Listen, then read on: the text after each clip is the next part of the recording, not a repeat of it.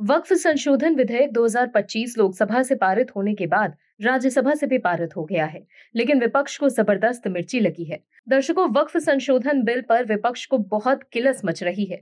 विपक्ष के नेता कह रहे हैं कि वक्फ बिल की वजह से सामाजिक और धार्मिक विभाजन होगा, लेकिन सच तो ये है कि विपक्ष को डर लग रहा है कि अब उनकी तुष्टीकरण की राजनीति पूरी तरह से खत्म हो जाएगी। तभी तो विपक्ष के लोग हल्ला कर रहे हैं।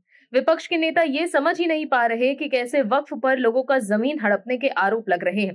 ताज्जुब की बात तो ये है कि दर्शकों, तीर्थराज महाकुंभ प्रयागराज की भूमि को भी वक्फ की जमीन घोषित करने के जुगाड़ में थे। अब संसद में बिल पास होने के बाद कानून बन जाएगा तो सभी को ये कानून मानना ही पड़ेगा। अब वक्फ किसी की भी जमीन को अपनी जमीन घोषित नहीं कर पाएगा, लेकिन विपक्ष के नेता ये सब बर्दाश्त नहीं कर पा रहे। कपिल सिब्बल से लेकर अभिषेक मनु सिंघवी तक तमाम विपक्षी नेता चिंतित हैं, लेकिन मोदी सरकार ने विपक्ष को खरी खोटी सुना दी और पोल खोल कर रख दी। कैसे, बताते हैं आपको इस रिपोर्ट में। लोकसभा और राज्यसभा से वक्फ बिल पास होने के बाद अब राष्ट्रपति के हस्ताक्षर के बाद कानून बन जाएगा, लेकिन राज्यसभा में चर्चा के दौरान कपिल सिब्बल काफी तिलमिलाए हुए हैं। कपिल सिब्बल ने राज्यसभा में कई पॉइंट्स उठाए। उन्होंने कहा कि समझ लीजिए कि मेरे पास कुछ प्रॉपर्टी है, मैं हिंदू हूँ, मुसलमान हूँ, सिख हूँ या ईसाई हूँ, मैं उस प्रॉपर्टी को चैरिटी में देना चाहता हूँ तो उसे कौन रोक सकता है? कोई भी नहीं रोक सकता। इतिहास में ऐसा अधिकार है कि कोई गैर मुस्लिम भी वक्फ बना सकता है। 1954 और 1995 में जो प्रावधान लाया गया था कि केवल मुसलमानों को वक्फ बना सकते हैं और कोई नहीं बना सकता। कपिल सिब्बल ने इस दौरान कई मुद्दों का जिक्र किया, जिस पर केंद्रीय संसदीय कार्य मंत्री किरेन रिजिजू ने जवाब दिया। किरेन रिजिजू ने कहा कि हम चाहते हैं कि वरिष्ठ सांसद सदन में बैठे और डिबेट में हिस्सा लें तो अच्छा होगा। समस्या क्या है कि वो प्रश्न करके और अपनी बात रख के चले जाते हैं, वो क्लैरिफिकेशन नहीं सुनते। वो कुछ ऐसा सवाल रखकर चले जाते हैं लेकिन फिर सुनने के लिए बैठते ही नहीं। रात में मैं जब उनके सवालों का जवाब दूंगा तो वो रहेंगे नहीं। ऐसी परिस्थिति में मुझे क्या करना चाहिए? इसके बाद सदन में काफी शोर शराबा शुरू हो गया। केंद्रीय मंत्री रिजिजू ने कहा कि वरिष्ठ सांसद होने के नाते कपिल सिब्बल ने अपनी बात रखी। उन्होंने 4 राज्यों की धार्मिक जमीन की तुलना कर दी। वक्फ प्रॉपर्टी धार्मिक संपत्ति नहीं होती है, वक्फ प्रॉपर्टी अलग है, वो सिविल है। यहाँ वो गलत उदाहरण देकर चले गए। फिर बोलते हैं कि मेरी जमीन है, मेरी प्रॉपर्टी है और आप कौन होते हैं कानून बनाने वाले? मैं इसीलिए बोल रहा हूँ क्योंकि अभी वो चले जाएंगे। इस पर जगदीप धनखड़ ने कहा कि अभिषेक मनु सिंघवी चले गए हैं।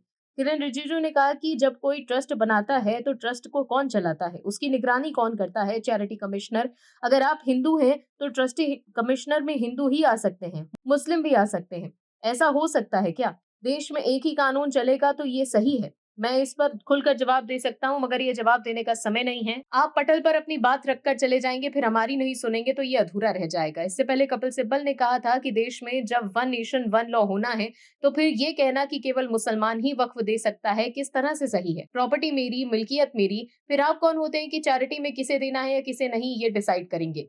इस बिल में ये प्रावधान रखा क्यों गया है, ये अपने आप में सवाल है। वहीं अभिषेक मनु सिंघवी ने आरोप लगाया कि सरकार की मंशा वक्फ संशोधन विधेयक 2025 के जरिए वक्फ बोर्ड की स्वायत्तता समाप्त कर सरकारी नियंत्रण स्थापित करना चाहती है। उन्होंने कहा कि पुराने कानून में वक्फ बोर्ड के सीईओ का मुसलमान होना आवश्यक था। साथ ही जिन 2 व्यक्तियों के नाम पर बोर्ड देता था उनमें से एक को नियुक्त करना आवश्यक था। वर्तमान विधेयक में ये प्रावधान शामिल नहीं है।